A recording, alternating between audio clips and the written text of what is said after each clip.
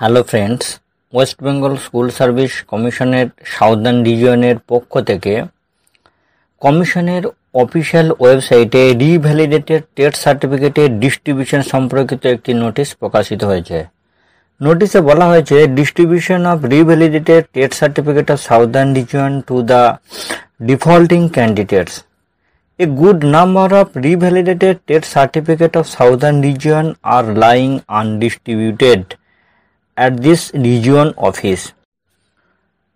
Candidate of Southern region may collect their revalidated TET certificate who could not collect the same during the distribution program within bracket from 13/2025 to 23/2025 on 24/4/2025 11টা AM to 4টে PM, 23/4/2025 11টা AM to 4টে PM, 24/4/2025 11টা AM to 4টে PM।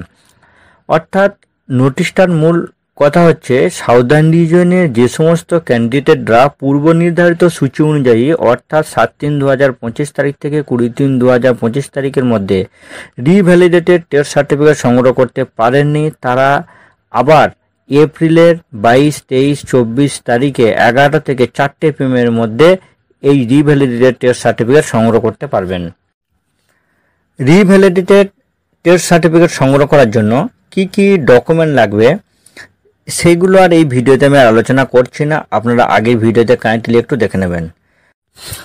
WBSCCI revalidated TET certificate সম্পর্কিত এই তথ্যটা আপনাদের সঙ্গে share করলাম। West Bengal school service কমিশনের এই revalidated TET certificate সম্পর্কিত অন্যান্য রিজিয়নের জন্য যদি কোনো নোটিশ অফিসিয়াল ওয়েবসাইটে প্রকাশিত হয়, সেই তথ্য আমি আপনাদের সঙ্গে অবশ্যই শেয়ার করব এবং আপনাদেরকেও বলবো আপনারা নিয়মিতভাবে স্কুল সার্ভিস কমিশনের অফিসিয়াল ওয়েবসাইটটি ফলো করবেন।